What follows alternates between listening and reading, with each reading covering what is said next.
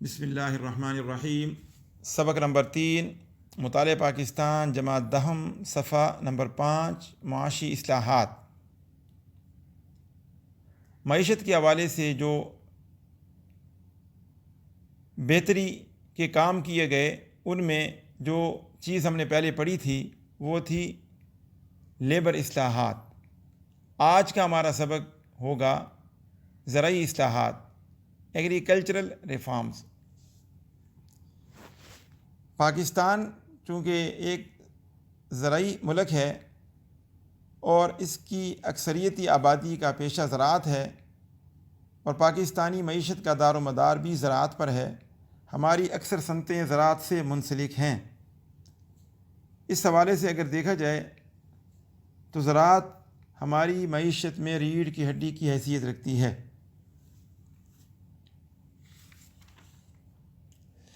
بھٹو حکومت نے کسانوں کو استحصال سے بچانے کے لیے درج ذیل زرعی اصلاحات کا اعلان کیا۔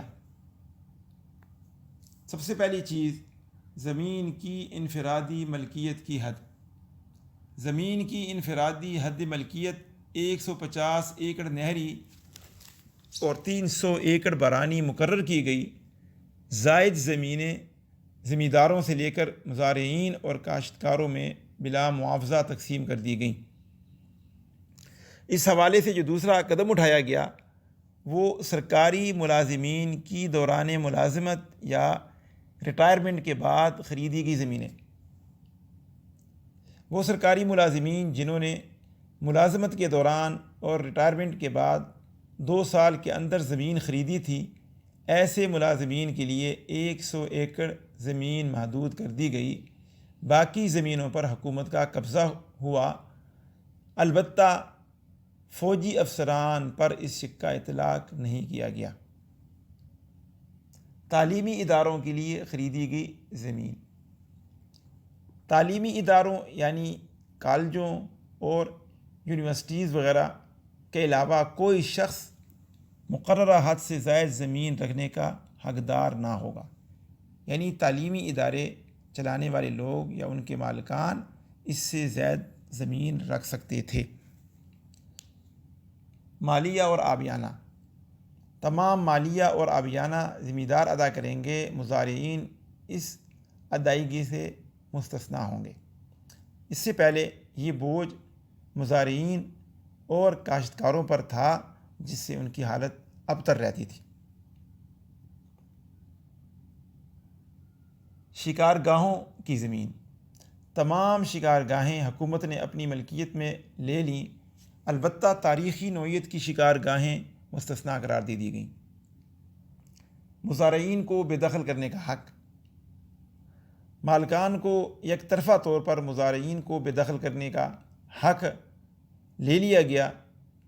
ہاں، ایسے مزارعین جو مسلمہ شرائط کی خلاف ورزی کرتے تھے وہ بے دخل کیے جا سکتے تھے۔ استبل اور باغات کی حد۔ کسی بھی شخص کو استبل، مویشی فارم و باغات کے نام پر مقررہ حد سے زائد زمین رکھنے کی اجازت نہ ہوگی۔ یہ زرعی اصلاحات کی بات ہو رہی ہے، تو انہی زرعی اصلاحات کے حوالے سے اشتمال اراضی اسکیم۔ حکومت نے زمین کے چھوٹے چھوٹے قطعات کو اکٹھا کرنے کے لیے اشتمال اراضی کے نام سے نئی اسکیم بنائی، یعنی زمین کے وہ ٹکڑے جو مختلف جگہوں پر مختلف حالتوں میں تھے ان کو حکومت نے اپنی تحویل میں لیا اور ان کے لیے ایک نام رکھا گیا، اشتمال اراضی اسکیم۔ اگلا جو ہمارا پوائنٹ ہے وہ مشینی کاشت کی حوصلہ افزائی۔ بھٹو صاحب چونکہ زراعت میں جدت ڈالنا چاہتے تھے، زراعت کو بہتر بنانا چاہتے تھے، اس حوالے سے انہوں نے مشینی کاشتکاری کو ترجیح دی اور اس کی حوصلہ افزائی کی تاکہ زمینوں کو مشینوں کے ذریعے آباد کیا جائے اور ان سے بہتر فصلیں حاصل کی جائیں۔ آسان اقساط پر قرضے۔ یہ بھٹو صاحب کی طرف سے کسانوں کی بہتری کے لیے اقدامات جو اٹھائے گئے تھے، ان میں سے ایک قدم یہ تھا کہ ٹریکٹر اور دوسری زرعی مشینریاں جو خریدی جاتی تھیں ان کے لیے کسانوں کو اور ذمہ داروں کو آسان اقساط پر قرضے دیے گئے۔ تو یہ وہ اقدامات تھے جو بھٹو صاحب زراعت کی بہتری کے لیے کرنا چاہتے تھے۔ اس حوالے سے انہوں نے زراعت میں بہتری جدت لانے کے لیے اصلاحات کا اعلان کیا، تاکہ پاکستان جو ایک زرعی ملک ہے، پاکستان کی معیشت کا دار و مدار زراعت پر ہے، اس کو ایک بہتر زرعی ملک بنایا جائے۔ اس کی جو پرانی زراعت کے طریقہ کار ہیں ان کے اندر تبدیلی لائی جائے اور زراعت کو ایک نئی بہتر شکل دی جائے، تاکہ پاکستان زرعی حوالے سے ایک بہتر ملک کے طور پر سامنے آئے، اس کی زراعت میں بہتری آئے، پیداوار بڑھے، فی ایکڑ پیداوار میں اضافہ ہو، اور پاکستان جو کہ حقیقت میں ایک زرعی ملک تھا اس کو اس حالت پر دوبارہ لایا جائے، اس کو زراعت کے میدان میں خود کفیل بنایا جائے، کسانوں کی حالت کو بہتر کیا جائے، مزارعین کی حالت کو بہتر کیا جائے، زمینوں کو جدید مشینری کے ذریعے آباد کیا جائے، ان کی حالت کو بہتر کیا جائے۔ یہ تمام اقدامات تھے جو بھٹو صاحب پاکستان میں زراعت کے حوالے سے کرنا چاہتے تھے۔ تو ان کا زراعت کے حوالے سے جو اقدامات تھے ان میں چند اقدامات آپ کے سامنے پیش کیے گئے۔ بھٹو کے دور میں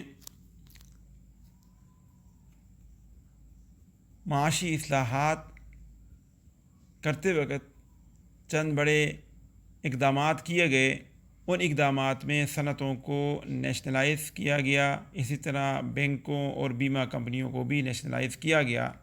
تو صفحہ نمبر 6 پر ہم جو اس چیز کی وضاحت کریں گے وہ ہے نیشنلائزیشن کے صنعت، تعلیم، کامرس اور تجارت پر اثرات، یعنی ان پر کیا اثرات مرتب ہوئے، کتنے مثبت تھے، کتنے منفی تھے۔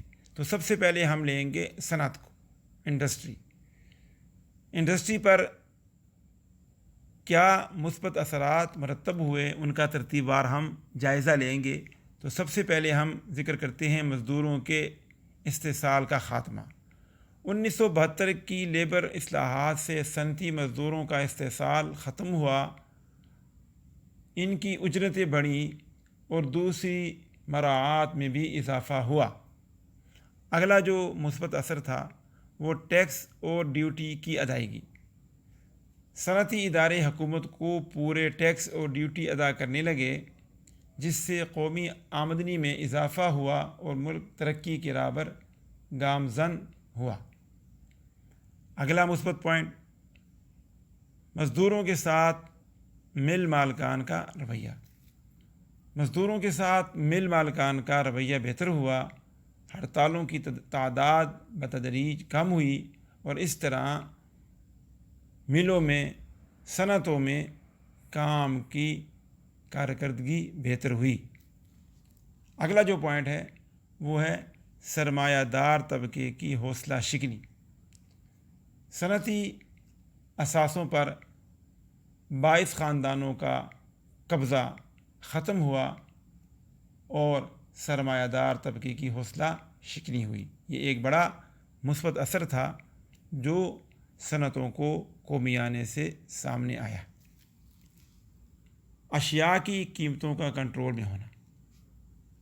صنعتی ادارے حکومت کی تحویل میں آنے سے حکومت کے لیے صنعتی اشیاء کی قیمتوں کو کنٹرول میں رکھنا آسان ہو گیا۔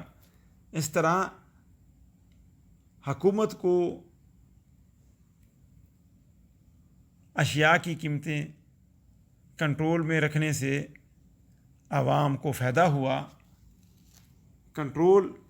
قیمتوں کے کنٹرول میں آنے سے قیمتیں برقرار رہیں، ان میں افراط اور تفریط یعنی کمی زیادتی نہ ہونے سے عوام میں خوشحالی آئی۔